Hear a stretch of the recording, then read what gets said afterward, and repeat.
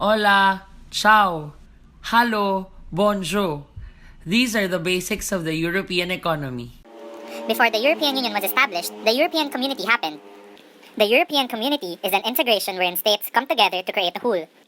There are two types of integration, the deepening and the widening. First is the deepening. Deepening is the process of strengthening the quality of relations between each member states to make them more effective as a whole. The first step of this integration is the European Coal and Steel Community, or the ECSC. After the war, there was a great need to rebuild and most especially to keep the peace between France and Germany. As a response to this, the ECSC was founded by France, Italy, Germany, Belgium, the Netherlands, and Luxembourg. With the ECSC, movement of coal and steel became more liberal, making the process of rebuilding easier. The second step is the European Defense Community, or the EDC. The aim of this community was to have common security and military forces among the member states. But unlike the ECSC, the EDC was not successful because members found it highly political and they were not ready to fully commit. After the failure of the EDC, FIG Benelux created the European Economic Community, or the EEC, for economic prosperity in 1958. In addition, through the EEC, the six founding members were able to have a common external tariff which helped European countries to widen and retain their influence to the world. The second type of integration is the widening, which is the enlargement of member states. In the year 1952, there are the FIG Benelux, the founders and original members. Next to join were Denmark, Ireland, and the UK in the year 1972, known as the Northern Enlargement. In 1981, Greece joined, followed by Spain and Portugal in 1986, who joined to strengthen their country's democracy, which is also known as the Southern Enlargement. In 1995, Austria, Finland, and Sweden joined.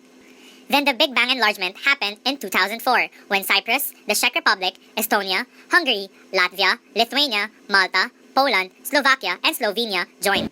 In 2007 was the Eastern enlargement. Bulgaria and Romania joined. And the most recent member is Croatia that joined in 2013. The European Union, or the EU, is a supranational institution, which means that most of its institutions are above its member states.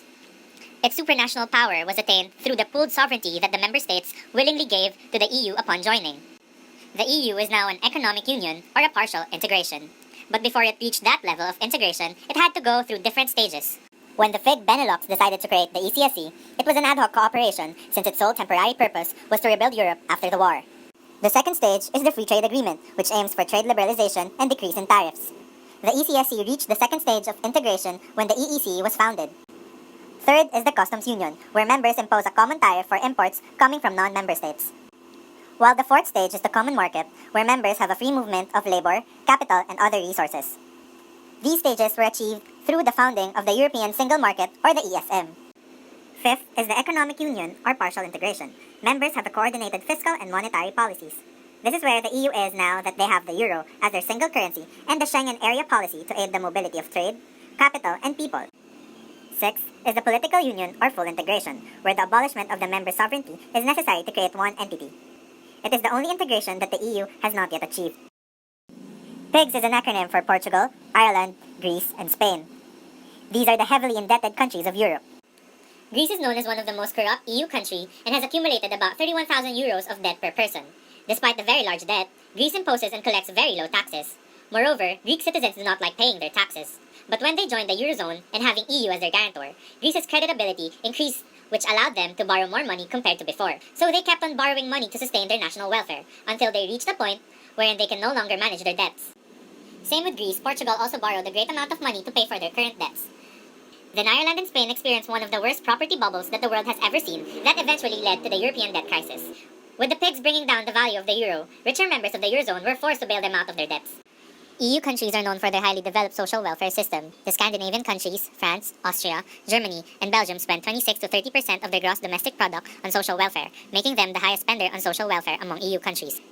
Being a welfare state means that the state takes it as its responsibility to maintain the welfare of its people. Citizens of welfare states enjoy generous benefits such as health, unemployment, education, and pension benefits. The European Union is no stranger when it comes to the topic of refugee migration. Ever since World War II, the EU has been an avenue for refugees and migrants who seek asylum and those who hope for a better future. With the help of the Schengen policy, movement among EU member states makes it more mobile and easy for people. Even though the EU has a rich history in accepting migrants, the past 2 years have been very different. The number of migrants and refugees, majority coming from states in the Middle East and some parts of Africa, have doubled due to various reasons such as poverty and war. This issue faced by the EU has earned divided responses among its members. There are those who are in favor of accepting as much as they can, also known as the compassionate West, and there are those who also turn a blind eye on this issue, also known as the selfish East. Yet behind this idea are various reasons why some Central and Eastern EU states are very hesitant about this issue.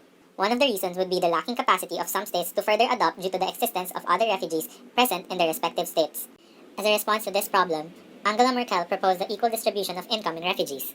Unfortunately, some EU states are still reluctant of this idea, for some of them believe that this move would make their country's economic activities counterproductive.